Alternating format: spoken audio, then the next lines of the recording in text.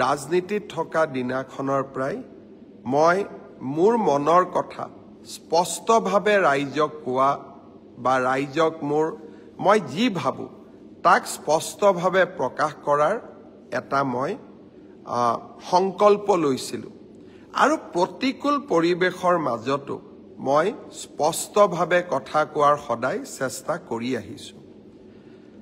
শ্ৰদ্ধাৰ ৰাইজ, বৰপেটাৰ আতচবাজি উদ্যোগ অসমৰ থলুৱা উদ্যোগ। দীপাৱলীৰ দিনটোলৈকে বৰপেটাৰ আতচবাজিৰ কাৰিকৰসকলে অপেক্ষা কৰে। দীপাৱলী আহিব, মানুহে আমাৰ আতচবাজি কিনিব, আতচবাজি আমি বিক্ৰী কৰিম আৰু সেয়েৰে আমি পৰিয়ালটো চলাম বছৰটো। বহুত সপোন লৈ তেওঁলোকে আতচবাজি নিৰ্মাণ কৰে, বহুত সপোন লৈ তেওঁলোকে এই থলুৱা শিল্পটোক বচাই ৰাখিছে। এইকেইদিন কোনোবাই কৈ আছে দীপাৱলীত বোমা ফুটাব নালাগে। বৰপেটাৰ আতচবাজি শিল্পীসকলে কেনেকৈ ঘৰখন গোটেই বছৰটো চলাব? তেওঁলোকৰ কাৰণে চিন্তা কৰাৰ দায়িত্ব আমাৰ নাই জানো? অসমত ফাটুৱা জাৰি কৰাৰ যিটো এক প্ৰৱণতা এছাম সংগঠনে গঢ়ি তুলিছে, তেনেকে ৰাজ্যখন চলিব নোৱাৰে। মই আকৌ এবাৰ মনত কৰিম, জুবিন গাৰ্গৰ গোটেই জীৱনটোৱে আছিলে দুখীয়া জনৰ কাৰণে।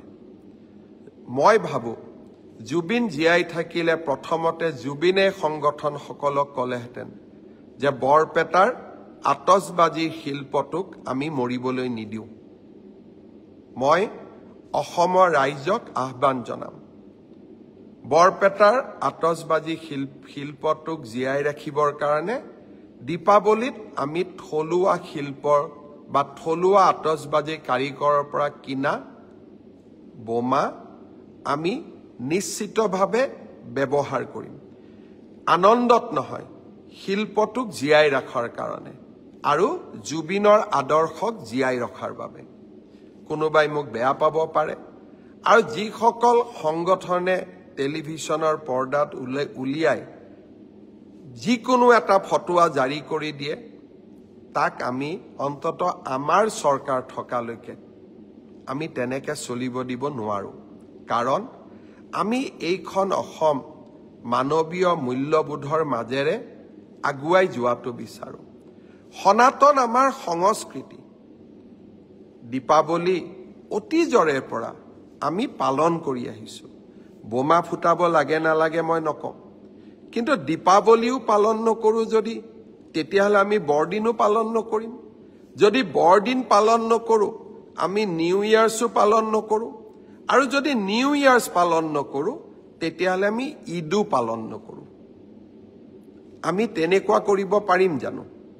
আৰু সেইকাৰণে মই অসমবাসী ৰাইজক আহ্বান জনাম, আমাৰ সভ্যতা সংস্কৃতিক আমি কোনো কাৰণতে এৰি নিদিওঁ আৰু সভ্যতা সংস্কৃতিক আমি আগুৱাই লৈ যাম আৰু বিনম্ৰতাৰে সৈতে আগুৱাই লৈ যাম। মনৰ দুখৰ মাজতো আবেগৰ মাজতো আমি বৰপেটাৰ আতচবাজি শিল্পক আমি মৰিবলৈ নিদিওঁ। কোনোবাই কৈছে যে এই বছৰ ইনকাম নহ'লে অহা বছৰ ইনকাম কৰিব। কেনেকৈ কৰিব? ক'ৰ পৰা কৰিব? কোনে দিব? সেইকাৰণে মই সিদ্ধান্ত লৈছোঁ যে এই বছৰ বৰপেটাৰ আতচবাজি মই নিজেই কিনিম আৰু বৰপেটাৰ আতচবাজি ময়ো ফুটাম। কিয়? কাৰণ বৰপেটাৰ শিল্পটোক আমি জীয়াই ৰাখিব লাগিব। বাকী আন ফটকাৰ লগত মোৰ সম্বন্ধ নাই, কিন্তু দীপাৱলীও আমি পালন কৰিম, বিনম্ৰতাৰে পালন কৰিম, সংযমেৰে সৈতে পালন কৰিম আৰু জুবিনক বুকুত লৈ আমি দীপাৱলী পালন কৰিম।